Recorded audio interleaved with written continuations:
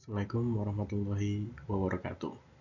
Di sini saya akan menjelaskan laporan analisis yang telah saya buat tentang perusahaan yang bernama PT Indofood ICBP Sukses Makmur Tbk atau ICBP. Nah, ini profil perusahaannya. Namanya adalah nama lengkapnya PT Indofood Consumer Branded Product Sukses Makmur. Didirikan pada 2009, spin-off dari perusahaan induknya Indofood Sukses Makmur. Pemilik mayoritasnya adalah Salim Group dan pendirinya adalah salah satu dari tokoh Salim Group, Pak Sudono Salim. Kantor pusatnya berada di Indofood Tower, Sudirman Plaza, Jakarta Pusat. Kode sahamnya ICBP. IPO pada 7 Oktober 2010. Saham perdana saat IPO harganya sekitar 5.395 per lembar. Nah, saat ini harganya 10.700. Naik banyak, sekitar hampir 100% naik ya. Atau 100%. Nah, produk utamanya mie instan yang sering kita makan sehari-hari lah. Di Warmindo atau di warung-warung yang kita biasa makan. Indomie, Supermie, Sarimi atau Popmie buat nobar bola biasanya Popmie. Ini menyumbang sekitar 60% dari ICBP ini, mie instan, produk mie instan ini. Yang kedua, produknya ada produk dairy yaitu Indomilk, Milkwat, dan Indo Es Krim. Si ICBP ini juga ada makanan ringannya, sering buat nobar juga tuh, Citato, Kitela, Lays. Nah, sekarang udah ganti jadi Citato Light dan Citos. Minumannya ada Ece Ocha, Vitamin atau kopi mik nih. Biasanya saya buat pagi-pagi ngopi kopi mik atau kopi mik inilah. Ada juga ngeluarin bumbu dan makanan siap saji, sambal Indofood atau bumbu racik. Nah, yang besok buat kurban biasanya pakai dari Indofood ini. Atau nutrisi dan makanan khusus juga dia ada, Rumina atau San dan lain-lain. Model bisnisnya adalah FMCG atau Fast Moving Consumer Goods. Ini adalah barang cepat habis. Disebut ini karena barang ini cepat habis dan sering dibeli secara berulang. Dijual dalam volume yang sangat besar. Ini model bisnisnya, model bisnis utamanya ini. Strategi bisnis dari ICBP ini integrasi vertikal. Jadi dari bahan baku, distribusi dan lain-lain nih semuanya dari dia. Yang kedua ada kemitraan strategis dan digitalisasi. Kemitraan strategis dengan Asahi Group buat Ichi-Ocha. Dan digitalisasi ya, biasanya iklan-iklan yang sering kita dengar. Indomie seleraku. Atau ketiga, inovasi produk sehat dan ramah lingkungan. Ini kayak produk-produk yang nutrisi-nutrisi tuh. CBP juga ada. 4, diversifikasi produk. Jadi dia tuh bukan cuma jual mie tapi jual susu juga, snack juga, minuman, bumbu juga. Yang kelima, menjangkau pasar domestik dan global. Ekspor ke lebih dari 60 negara. Nah, tapi paling besar nih di Nigeria dan Arab Saudi. Nah, ini Nigeria dan Arab Saudi ini kenceng makan mie-nya kayaknya. Makanya rame tuh di sana. Indomie. Resiko dan pengelolaan dari ICBP. Yang pertama paling besar nih resiko bahan baku. Ketergantungan pada gandum, bahan bakunya gandum, minyak sawit, susu. Karena harga global dan kurs. Jadi pengelolaannya mereka bisa dengan diversifikasi dan produksi internal. Mereka ada nih Indofood Agri buat produksi internalnya. Yang kedua adalah resiko persaingan pasar. Jadi banyak kompetitor lokal dan global yang akan saya jelaskan nanti ya. Pengelolaannya dengan inovasi produk dan branding kuat, diversifikasi produk dan responsive trend. Selanjutnya ini nanti akan saya jelaskan next. Yang ketiga adalah resiko regulasi dan pemerintah. Jadi tentang aturan pangan, cukai, label halal dari MUI. Pengelolaannya dengan kepatuhan ketat, komunikasi aktif dengan regulator, dan penyesuaian cepat terhadap regulasi. Yang keempat adalah resiko reputasi dan brand, yaitu isu kualitas dan keamanan atau rusak kepercayaan.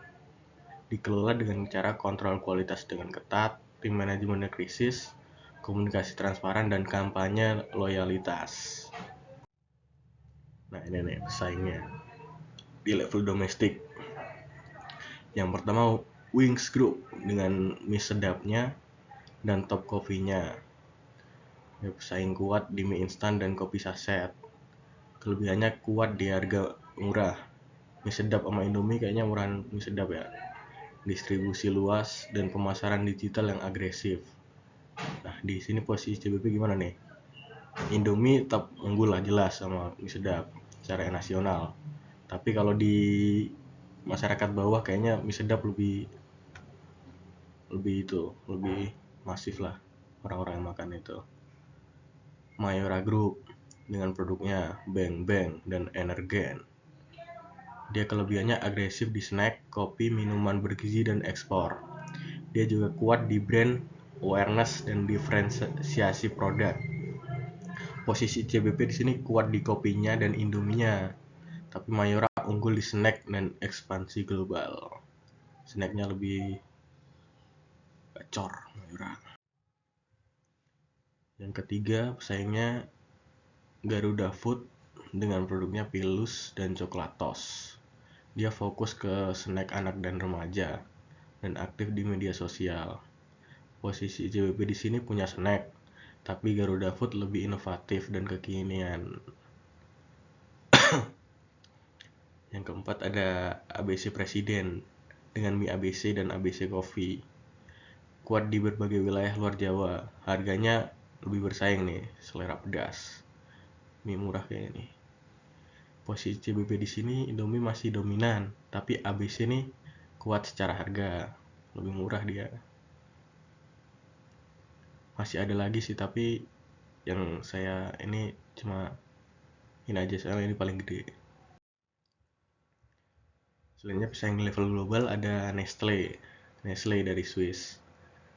Dia pemimpin global di semua kategori ICBP, baik mie, susu, kopi, makanan bayi. Di global nih Nestle menguasai mereka. Dia juga kuat di penelitian dan pengembangan, edukasi gizi dan reputasi global. Posisi ICBP di sini kalah di reputasi global, tapi unggul di pasar tertentu seperti Nigeria dan Arab Saudi.